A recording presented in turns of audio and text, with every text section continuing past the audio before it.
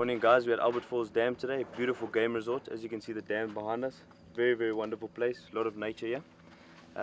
Today on the show we have a guest angler who is my older brother, Christo Bornman. Welcome to the show. How's it, John? Okay, last time I fished with him was about 2 years ago, so hopefully we can get some flat out fish and make a good show for you guys.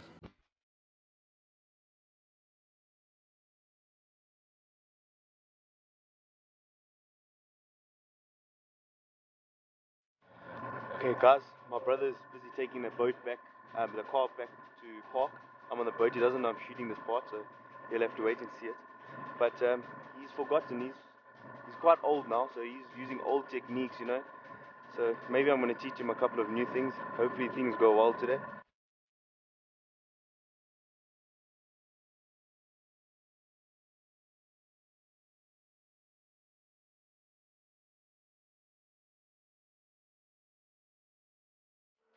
We've just come up to the point now. What I'm doing is I'm going to throw a Zara spook, topwater bait, because there's grass outside here on the edge, and just twitch it. I'm not going to throw it for too long, just to see if there's any active bait fish. My brother's throwing a worm.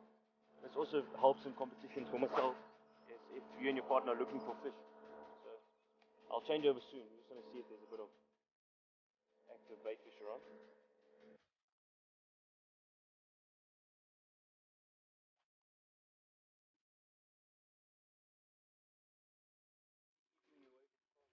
There's a small fish that I got on here. Small brothers always catch. Top water. The water's very warm. That's why I've chosen to throw the top water. Very small fish. What I've been doing is just been throwing it out there. When it hits the water, leave it for about 3 seconds, let the ripples disappear, and then give it 1-2 twitches, leave it for about another 3 seconds. And the whole purpose of that is to basically just irritate the fish in biting it. So you're actually forcing him to eat the lure. And so yeah, just trying to get another one.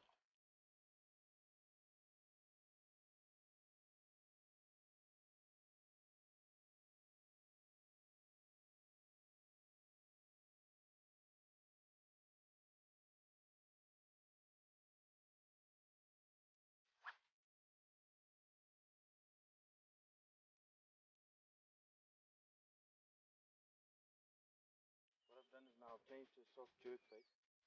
Reason being, I was throwing the top water, twitching it, and I saw bass busting up onto the surface, pushing bait fish onto the surface.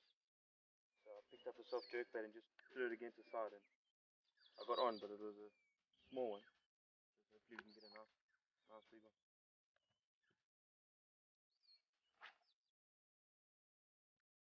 Small fish. Doing the same thing, just throwing the soft jerk bait onto the side and then bring it off.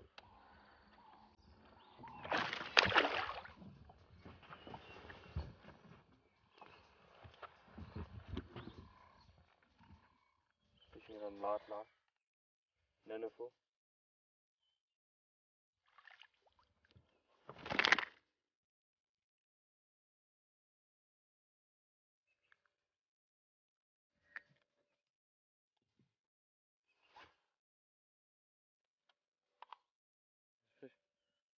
Small one though, needs to go back and grow.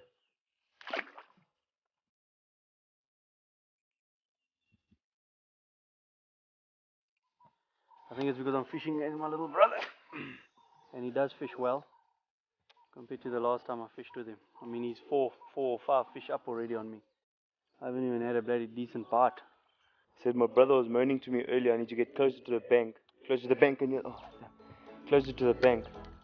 Because he's used to fishing these little farmers' dams, you know, where the fish are right against, but we fish this offshore structure that I was fishing, and I was trying to explain to him, he doesn't listen.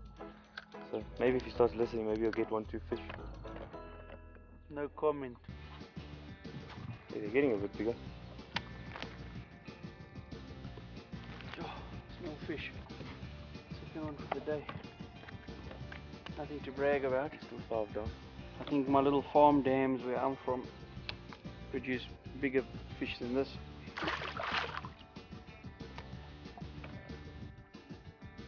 Alright guys, it's been a very tough day as you guys saw. Not tough for not catching fish, but tough in a way that we're not getting big fish. Been catching a lot of small fish. So we're going to call it a day. Go get something to eat and relax and have a new game plan, think about things. And I just want to say thank you to my brother for joining me today. Thank you. I'm going to show you guys how to rig up the drop shot rig and when to fish it and under what conditions to fish it in, which basically help me. That's what I'll explain to you. So what you basically have, you'll have your drop shot rod. I prefer, for myself, I use the Veritas 6'9" medium light rod with a Reverb Premier reel. A very good combination. And the line I use for my drop shot rig is spider wire, 10 pound braid, and then I use about 2 meter leader, which is the Berkeley Test 8 pound. The reason for going so light in drop shot is it's a technique that you do fish light tackle on and you do get big fish. So let me show you how guys to rig it. You'd basically take your leader point and you'd go up at least about 3 foot to 2.5 foot. You always just go a bit more just to be safe, because you can always cut the ends off. You fold your line, okay, and you take a circle hook, you can see, and you put the line through the circle hook. Take your line.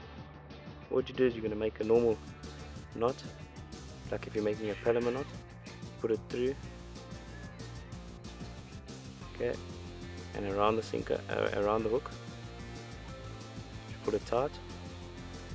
What you basically got is you got your hook tied up to the top, to the mid, above your bottom end of the line, and then you take your bottom piece of the line that's on the bottom on this side, and always just put it through the top eye of the hook and pull it down.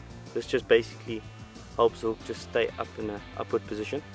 So it just helps it stay up, okay. And then you basically want to have I prefer about a foot length. So you take your scissors that you always keep on your boat, just trim the bottom piece off, and you take a drop shot sinker. What's nice about a drop shot sinker is you don't tie it on. All you do is you put your line in it and you just pull it up. Just put your line in it, pull it up so until it hooks in, and that's your drop shot rig. The purpose for not having to tie your sinker normally gets tied to the bottom, or if you do fish it, gets stuck to the bottom. And so if you do get stuck, what you do is you just give your line one hard jerk, and then the sinker stays behind, but you still got your whole rig. So what you have to do is replace your sinker. And then what you do is when you do rig your worm, you rig it slightly different to what you do rig on a normal hook. Put it through the tip of it. And that's your drop shot rig right there.